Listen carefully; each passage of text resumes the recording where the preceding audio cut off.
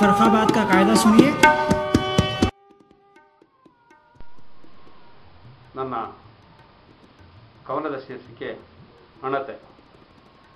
ಎಣ್ಣೆ ಬೇರೆ ಬತ್ತಿ ಬೇರೆ, ಹಚ್ಚುವವನ ಕೈ ಬೇರೆ, ನೋವು ಮರೆತು ಉರಿಯುವುದಿಲ್ಲಿ ಬೆಳಕು ಕೊಡುವ ಅಣತೆ.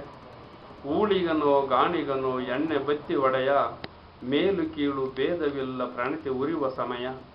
ಉರಿಯುವ ಸೊಡರು ತೂಗಿ ತಲೆಯ ಜಗಕ್ಕೆ ಬೆಳಕ ಕೊಡುವುದು, ಹಮ್ಮು ಬಿಮ್ಮು ಎಲ್ಲ ಮರೆತು ತಮವನ್ನಿಲ್ಲಿ ತೊಡುವುದು.